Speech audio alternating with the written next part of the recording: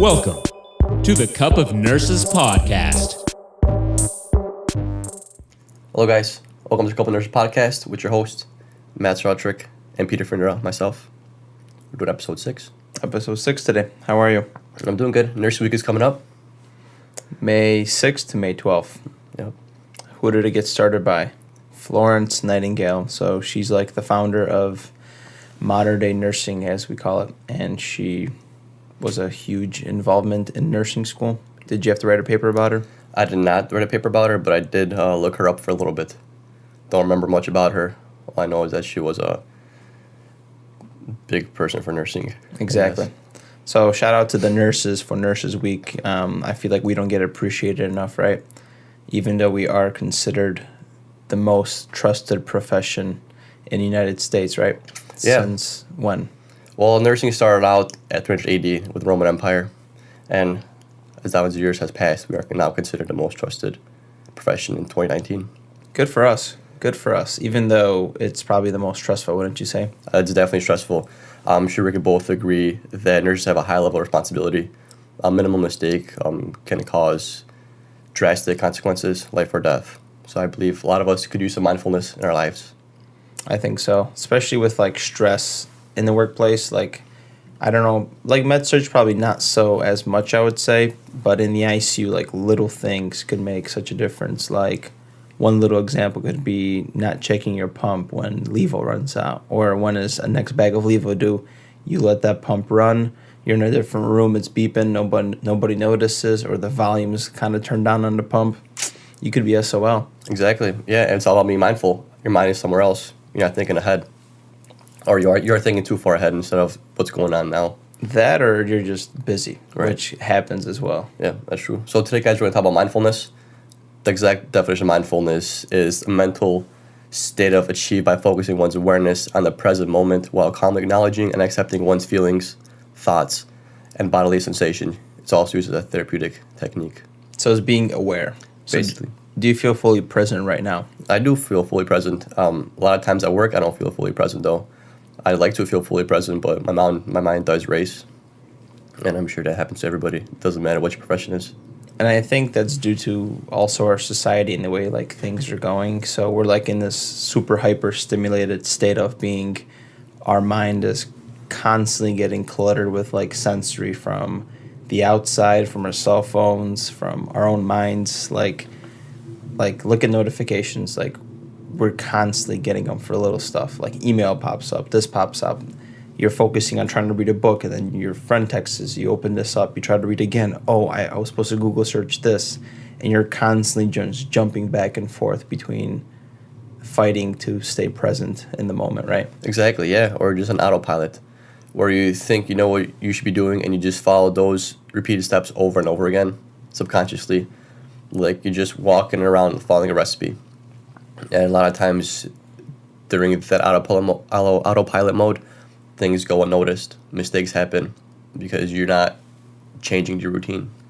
That, and like you could also be autopilot, like, let's just say driving. I don't know for whoever, but did you guys ever notice when you guys are driving your car at one point of that destination, you're just like, oh, how did I get here? I don't know if you ever had that, but it's very, very weird. You're just like, damn, I'm not being aware of my own driving or what I'm doing. It's like your body just, it's like you have your own software and you're just like, yeah, an autopilot. Exactly. It's scary. You went from point A to point B and you do not remember what happened in between. A lot of times that happens, like when nursing as well. Like how many times have you went into the room and like an isolation room, gowned up, and you're like, dang it, forgot the sun now. Forgot the glucometer. Exactly. And you go back outside, you bring it inside, and you're like, dang, I really want to do that dressing change. Now I got to go get the Tegaderm. Mm-hmm. Or you're just going to be like, hey, I'll just do it later. But that just delays time. So you're not being very mindful. You know, you could have done everything all at once. You came out of isolation room twice, and now the tasks still aren't completed that you wanted to do. And it's hard to explain to somebody what mindfulness really is because it's a muscle. You have to train it over time. Just like you go to the gym and we say that, you do bicep curls. You do it consistently for 3 times a week for a month and it'll grow. Same thing with mindfulness. The more you utilize that tool, the more you become aware of it, the better it'll get, right? Exactly. And the more aware and the more you'll notice that, hey, this muscle, the mindfulness, is being used in my life, and it's helping me have less anxiety, have less stress, and maybe prevents depression or whatever the case might be. Yeah, mindfulness is a very wide scope definition. We each have our own view on mindfulness. To me personally, mindfulness just means of being here and, like we said, the present moment, and not really focusing on things you did yesterday or the day before, or the things that you have to do at home. It's more of things that you got to do now. Do you have what is your personal definition of mindfulness? I would say so, present moment, correct? Tapping into that. But it's also like noticing when your mind is wandering and when you have to bring the present moment to your life. So I'm, going about my day, I'm doing things, and then all of a sudden you catch yourself in this vicious cycle of planning your day. That happened, this happened, or some kind of emotional trigger. Let's just say you get a text that brings an emotional trigger into your life, and then you go into the spiral loop of thoughts, and it's just affecting your whole entire day, right? Just like someone, let's just say, pisses you off, you get angry, and then your whole day is basically projected in a negative way based on that one person, right? Exactly. Yeah. But in reality, your day is going well. It's just the way your state of mind is where it's at. It's in a negative state of being because of what happened. So you have to just become aware of that. So right. Mindfulness is just getting out of that mind-wandering dream state and being conscious and fully present in what you're doing right now. Yeah. It's like it's a state of flow. And it's even documented in athletes. The ones that perform better, they're able to shut off everything that's going around them and just hone in to like what they're doing. So yeah, to say I'm mindful or I'm present in the moment might sound a little cliche, but it's what everybody does that's successful in what they do, like sports athletes. I feel like it's definitely a fad though now. It's kind of blown up. Right, it's a fad, but in all honesty, mindfulness is very beneficial. Like sports athletes, they might not say they're being mindful, but they are present moment at each like football. They're aware of everything around them at that moment. They know where the quarterback is. If you're a linebacker, they know where the running back is. They know where everyone's positioned. Because if they think about something outside of their current job or their current task that they have to do, they're gonna fall behind. They're gonna lose. So it does sound a little cliche, mindfulness, be present. Sounds all happy. I'm happy. I'm mindful. But if you really think about it deep in the core, everyone needs to be mindful, and it just makes your life a whole lot better. Right. And then let's just say you becoming very self-aware of this mindfulness. Once you actually develop this skill and practice some more, and you start noticing when your mind wanders and how to like get back into this present moment, you'll basically go about your day. You'll notice how other people aren't mindful, right? Like I'll go to a grocery store and, I'm talking to the cashier and I'm just saying random things, and you can tell that person is not aware of the conversation. Like it's not even that she has a lot to do. She's ringing you up. She just completely like somewhere else. Like her mind is like probably at home dealing with her problems. Exactly. And it kind of sucks, man, because you're disconnected from a human connection that you're trying to just interact with someone. And that's happening like more and more. Right. Like look at these kids with like phones, for example. We, for some reason, are very connected and hyper connected, but we're so disconnected at the same time, and teenagers aren't realizing that they're walking like zombies and not interacting with anybody. Right. Yeah, we're hyper connected with society and with whatever is being done outside of us, but we're very not connected with ourselves. We're very disconnected with ourselves.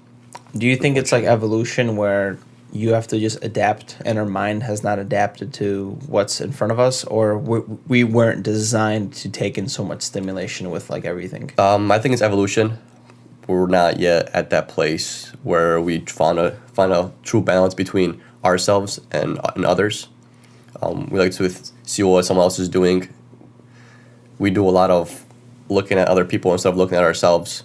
A lot of comparing going on, especially because social media and everything. And that's the exact opposite of mindfulness. You need a equilibrium between the two. Because if you don't have an equilibrium, you're either going to be selfish or you're going to be too focused on others. Yeah, and it's like, look at the gym and look at everything else. We are so focused on our outside character and our physique, and we're eating healthy because of not what's inside of our, to take care of our bodies and longevity. We're eating to look better, have those abs, have a freaking nice bubbly ass, like all this stuff. Like we're going to the gym for our ego to look better. We're not like taking an inward approach and noticing how our emotions are, how our feelings are, you know. And it sounds cliche, but once you realize it, you realize how much healthier you feel or how much like more refreshed you feel, let's just say, being mindful compared to your old self, you know. Exactly. Like just saying, there's always two ways to do things. So like a gym example, are you working out because you want others to look at you and see that you are doing good, but from their perspective, or are you doing it for yourself because you want to work out, you want to lift heavier, you want to be healthier? So that's just being mindful. Like if you really think about it, like why do you work out? Do you work out for others, or do you work out for yourself? And that's, if you start being more mindful, you get to know yourself a little bit more, and you understand your thoughts, your emotions that come with the things you're doing, and you kind of find out reasons why you're achieving these goals, or what your actual goals are. You know, 'cause there's always that big picture, and there's always those stepping stones. And it's like tapping into your purpose. Exactly. Yeah. So just remember that mindful is always available to you. Yeah. Speaking about the gym, there's a reason why I don't like going to expert anymore, fitness, because I feel like it's a giant, like, Not to bash export, but not to bash export. It's just full of freaking like testosterone-ass men that are like just full of their egos. They're trying to stroke it, like lifting the heaviest, or, you know, like putting all this weight on. It's like shitty form. It's like, who are you impressing? You're just stroking your own ego for physical appearance, for I could do this. Like, it's shit. You could get an injury and you're going to be out for a while and for months. It's just not a cool environment. Grunting, it's just... Exactly. And if you're working out for others, that injury is going to set you super far back mentally compared to if you were working out for yourself. Mm-hmm. You know, because you're more mentally stable, and you're more able to pick yourself back up if you're doing things for yourself instead of others. You know, like your mind is always with you, just your choice to turn it on and be aware. Well, that's the problem, because you being a conscious human, you're always faced with your ego. It's always on. You'd have to probably be on like some kind of shroom trip where you could kind of turn off your conscious and you're in your subconscious, kind of tapping into that. So an ego is something we have to deal with day to day, because it's in charge of like what? It's the frontal cortex. Prefrontal, yeah. And it's in charge of decision making and everything we're doing. We just have to learn how to, just like you said, the equilibrium, right? Yeah, I mean, ego definitely plays a big role in mindfulness. If you have a big ego, you are you're for sure not going to be mindful at all. You're not going to be mindful of yourself. You're not going to be mindful of others. You're just literally tunnel vision just about you. And just like men, for example, like when you could say they're egoistic, they have like that competitiveness and like wanting to like compare, like, hey, I'm stronger. And that's where like men go back and forth. And that's not mindful at all. Right. Ego is, if you have a high ego, you're not even doing the things you want to do for yourself. It's just you get completely different you. It's just you, but you're lacking something. You're lacking like emotion. You're lacking some kind of a satisfaction. Like you're 100% in on that competitiveness, or that, you know, that anger, like you being the best. You're so fixated on you becoming the best, where everything else suffers around you, you know. Like I said, your mental health, your emotional health, you know, suffered because you guys sacrifice something to add blocks to the, you know, to just being you. And that could be anything. It doesn't even have to be the ego. It could be you chasing some kind of goal, you chasing a lot of money, or let's just say I want to get this house, and you're so fixated on that one goal that you lose the other things that are important that you're not aware of, that you lose focus on. Exactly. Because of not being mindful. Yeah. Yeah, well, I mean, for us being nurses, it's a lot of times hard to incorporate mindfulness in our careers and our jobs on a daily basis. But we do have a few mindful tips and techniques for you guys to do. So yeah, we're going to talk about, what are we going to talk about? We're going to talk about stress in the workplace and how we can incorporate mindfulness to combat that, because I'm sure everybody works at least 8 hours plus, right? Working a full-time job. Unfortunately, we work 12s, and we feel burned out sometimes. And it's a real thing, and we don't take breaks. I think the standard for working a 12-hour shift, you're supposed to take at least 3 15-minute breaks.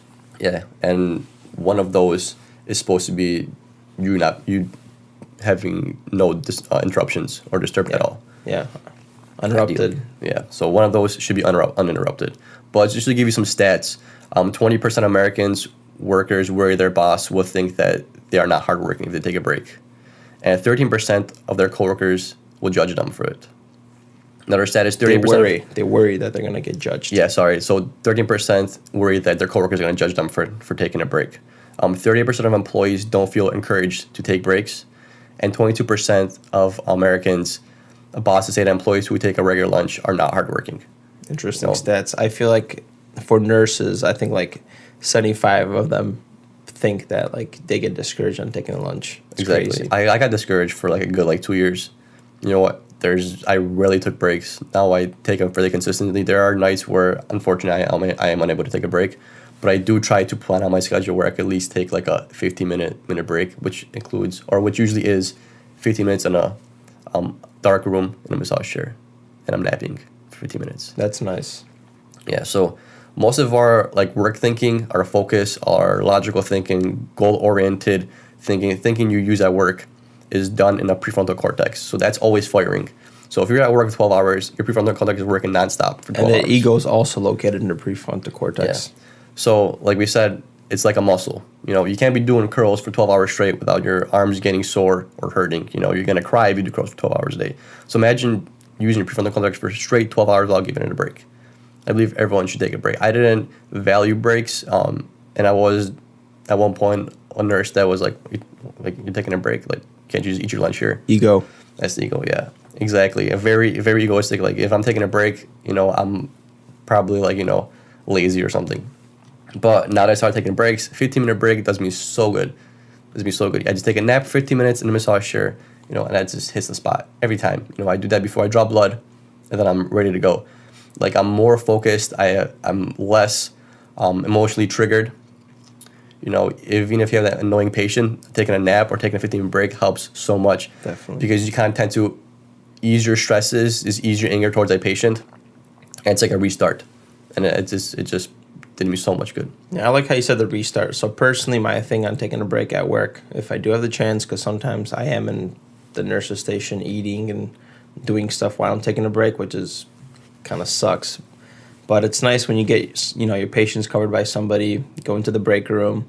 Personally, I like to use an app, Insight Timer, or I have some liked videos or liked music on SoundCloud. I'll put on like a playlist, and I have like a guided meditation. Usually I just like specific like music, headphones, and just mellow out and just focus on your breath, right? And that kind of brings awareness back to yourself, back to your body, and you're able to kind of like, let's just say, tap into like the way you're feeling in that state of being and just kind of like be okay with those feelings, right? That's what mindfulness is, just acknowledging them and being okay with them, because too much we like to suppress too much. Exactly. And yeah, I'll take a 15 if I can. I'll walk out and you feel clean. You feel sharp.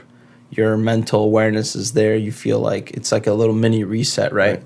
And you do feel better. Yeah. Do you nap at work?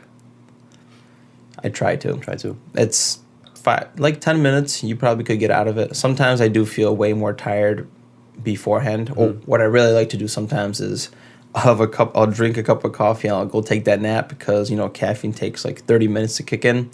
I'll wake up and I'm ready to roll. Yeah, that's smart. Maybe I'm gonna try that. Yeah, but I just try to take a 15 minute nap. So some key things for a nap is you want to keep it short. Less than 30 minutes. Like 20 minutes is ideal if you get that in. You want to find a nice dark area. You don't want to have lights hitting your eyes, because you're not gonna be able to sleep. Even though you close your eyes and it's dark, if you have a lot of light hitting in, you can still see kind of the light. That's when I'm buying a night mask, but yeah, you bring it to work. Maybe we'll make one for the future. Maybe. You want to plan your naps. So like plan work around your naps, or I don't know. Well, you can say plan work around your naps, and just organize your day or night so you can fit a nap in, and then don't feel guilty. Ask somebody to watch your patients. Ask somebody to just step in for you for that short amount of time. Let me give a little 2 cents in there, though. Don't take a break, and then there's things to do for your patient. So then the other nurse is like, I got to do this shit. Come on. Or like the insulin drips, glucomander. Like, do everything you have to do. Make sure everything is good. Your patient is good. Everything is set before you take a break. Because you want to make it less stressful for your other colleague as well. Because I'm sure they're going through stuff. They're trying to catch up on stuff, and maybe they'll miss something that you were supposed to take care of because you're just not there. Exactly. Empty your Foleys, add volume to your drips. 30 minutes. That's like what some drips that that's easy to add. Just add the 10 milliliters or whatever. Yeah. So be mindful of your coworker and your surroundings before you go in. And maybe you don't want to take a break. Maybe for those some of my coworkers like to take a cigarette break. Get off the unit and take a cigarette. I don't personally encourage that, but, do you whatever de-stresses your mind at that time. Exactly. Yeah, another thing about being mindful is taking a minute-to-minute approach. So you want to organize your tasks. Just know what you got to do when you come in, and I'm sure you got your own routine, and that's real good, but make sure that you're actually hitting those tasks. You don't want to leave stuff out that's gonna bite you in the end. So what I try to do is make a list, either mentally or write it down. I make a list of what takes the longest to do to the shortest, or from the hardest to the easiest. And I just go down that list. I want to get the big things done out first because they take the longest most amount of time. So if I don't get to those, that kind of pushes that work on the next day. So I'd rather just do those. Like changing a long dressing or packing a dressing that's like to the bone takes a lot more time than changing the inner cannula of a trach. So if you're short for time, do the longest thing first. And that way, if something would happen during the night or during the day at the end of the shift, you compensate for that time. And you leave the change the nasal cannula, or not change the trach cannula for the next nurse instead of the whole dressing change. I'll probably tell respiratory to do it personally, but... Yeah, we just do them. I haven't seen respiratory do them. I just pop it out. Sometimes I do it twice a shift. It just depends on how much secretions they are. Or a trach tie, I change them out if they're dirty. All that jazz. I try to do oral care like at least. You're supposed to do it every 2 hours on a vented person or all that stuff. But I think if I at least get it done 2 or 3 times during the night, I think that's enough. You don't really got to brush your teeth every 2 hours. Or take their teeth out. Just depends. Exactly. But I do agree with grouping your work, especially if you're going to an isolation room. You want to take all your stuff with just so it's there ready to go. Because it's the worst feeling when you forgot something and you got to flag somebody down. Hey, can you get me this, or can you give me this supply? And, maybe it could kind of piss somebody off eventually. Right. So. And you can't flag them. Nobody's around you, so now you got to whip out your phone, in the gloves, and then you got to call somebody, and you got to wash the phone. It's just a hassle. It's a hassle. Just if you're prone to doing that, I would say get the supplies ahead of time and just put it near your desk or on a cow, on this computer on wheels. Or just write it down. Write down a post-it, put it on a computer. Yeah, we have something to look at. That's actually pretty good. And what about mindfulness? We could kind of jump over to mindfulness outside of work. How would you properly de-stress we could talk about too. Okay. So one of the best things is meditation. So meditation can range anything from sitting down with your hands crossed, legs crossed, and just being quiet and just thinking. Or it can be something as easy as going for a walk. Or just a mindful walk. There's actually something called a mindful walk. Or just reflecting on your day. You put the laundry in, dishes are done, so you just sit down and just think about your day, what you accomplished today, what you could have done better, and just a self-reflection. Yeah. So meditation, definitely agree. Personally, I like to do it before I go to bed because sometimes I have insomnia and my mind is just racing with thoughts. So sometimes I'll put on a quick little meditation and they'll mellow me out, calm my mind, just so I can kind of fall asleep. Yeah. Let's just say I'm stressed out, I'm behind the computer for a long time at home and I need to de-stress as well. You could go something for a mindful walk. And that what that really means is just be present of the walk. So let's just say you're focusing on lifting your feet off the ground and focusing on the floor, the surface, focusing on a tree or something. So you're just trying to make your experience more rich by being in the present in a way and just minimizing all those distractions that are running through your head. Exactly, and you can notice a lot of new cool stuff that you didn't notice before. Some nice flower springs coming up. You nest in a tree. There you go. Yeah, birds chirping. Sometimes those birds get annoying though. When you get out of work and you're trying to sleep and you hear birds chirping outside your window. Or if you're working nights and you're trying to go to bed at 2 a.m. and you hear birds chirping, God damn. They're waking up. I'm dude, relax, man. Mm-hmm. You got something to do? You got a job or something? And also, we did some kind of research for those that, let's just say, work in a desk or they want to take a break. Maybe we could incorporate it in the hospitals. Get a yoga ball. I think the American Journal of Occupational Therapy released something that showed that kids that were on a yoga ball that had ADHD, it improved their attention and concentration and awareness. This is very interesting, actually. I would not mind sitting on a yoga. I haven't sat on a yoga ball for a while, but last I remember they're pretty comfortable that I know of. I actually wouldn't mind getting one from home. I wonder if they're allowed to bring it to work. Probably not. But maybe, like you said, maybe we'll start a movement. You can. The nurse yoga ball movement. Because look at cigarettes. Back in the day, people used to smoke cigarettes in the hospital, and that was the thing. Doctors encouraged smoking. I would love to see an advertisement how that looked. That'd be cool. Yeah, I don't know. But you know what I like doing? Aromatherapy. Aromatherapy. I like that.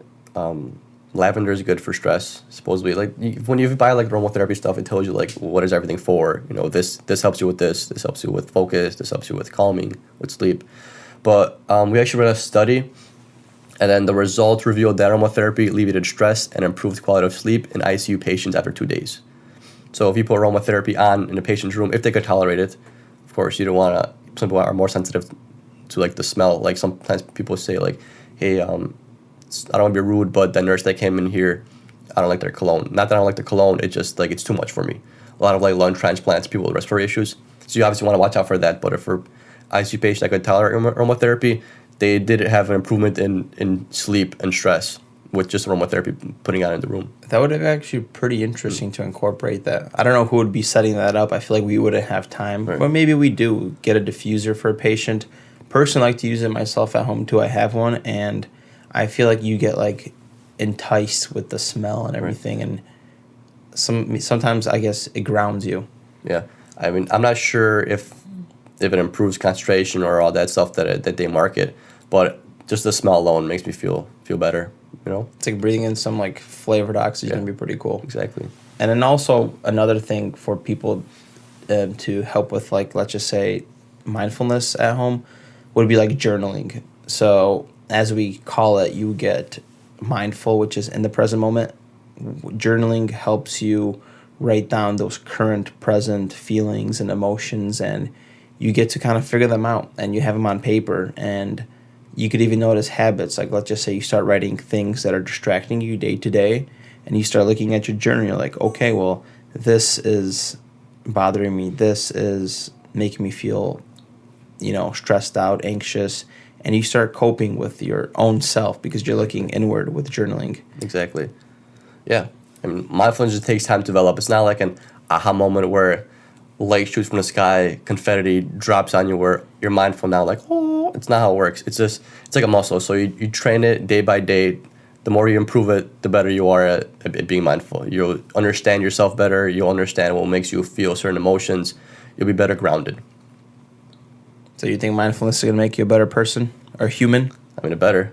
Not that it better, but I think it has. I'm less judgmental now. I'm more tied to my emotions. It's easier to control your impulses and yourself when you actually think about what triggers them. And if you think about what triggers them and how you react, and you compare that to how you think how you should react, it makes you kind of more calm, and then makes you more understanding of. So when you learn your triggers, you understand other people's triggers. So you kind of know how you should articulate yourself or word certain things. So it would help with like social dynamics, and you would kind of like back off from something because you're going to be like, oh, this is bothering the person, right? Exactly. So a lot of times I will, get, like, I'm sure we all get frustrated. I like to push the envelope a little bit, and push a button. Right. And then mindfulness allows you to, switch sides and be like, hey, what if this person was doing this to me? It's probably, even though I'm angry, I probably shouldn't do this, If I attack them, they're always going to attack me back. So let's just, back off a little bit. And, the other person tends to back off too. So are you building self-awareness in that present moment to allow you to do that? Or is mindfulness just giving you like a sense of their nonverbal cues, and you're just like, okay, this person is getting pissed with that? It's not really that a person is getting pissed with that. It's more of being mindful. So like you said, more of knowing yourself and knowing your reactions and what would cause you to be angry. So, and that kind of allows you to understand other people's triggers. Okay. So just by you being mindful and knowing yourself and things you don't want to be done to you, you're not going to do that to others. Okay. So is it building like empathy in a way? It is definitely building empathy. Okay. Oh, yeah. Okay. Second camera shut off, guys. Yeah. What a sad moment for today's podcast. But let's end with this thought. So mindfulness is not slowing down. It's just becoming aware of your feelings, your emotions, and being in the present moment for both work and life. So it's helping you cope with your stresses, your emotions, and dealing with those, acknowledging them, that it's okay the way I'm feeling, and moving forward with your day, being more mindful. And you being present helps eliminate all those unnecessary things that are happening in your life. How else would you kind of like wrap that around? I think that's a great wraparound. I think you summarize basically all the mindfulness is the big umbrella of mindfulness. I couldn't have said it better myself. And you just have to learn how to deal with your everyday stress. So learn how you could incorporate mindfulness in the workspace by little things like taking breaks, going for a mindful walk if you can, going for a cigarette if that's what you like.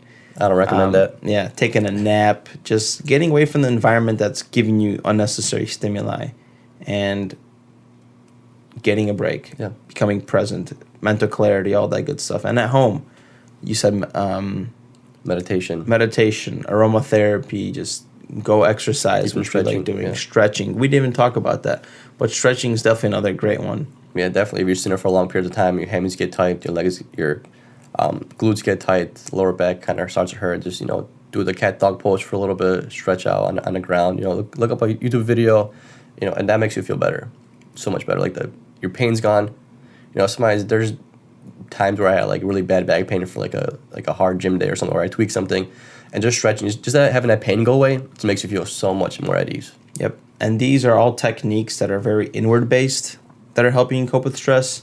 And if you're looking at the external ones, people like to dwell in, watching TV because they're so unhappy with their present life. They rather just drown in Netflix and try to escape the reality instead of making sense of and making, feeling better. Or smoking or drinking, all these external stimuli to deal with stress instead of looking inward. So kind of wrap things up, guys. Be mindful, not mindful. So keep that mind empty, guys. Exactly. We have a little task for you guys. Try to be more mindful on Monday. Try to learn from yourself. Try to get in touch with your emotions a little bit this Monday, because Mondays are rough. I'm rather rough for all of us. Yeah, and don't think of Monday like, oh shit, my weekend's over, I gotta work now. Treat your Monday differently. Set some goals. Learn different habits that are affecting your productivity, and just conquer life. Get better at it. So we love to hear your feedback on mindfulness, guys. Drop us a comment on YouTube. Give us a rating. We'll see you guys next week. Take care, guys. Have a mindful week. Deuces.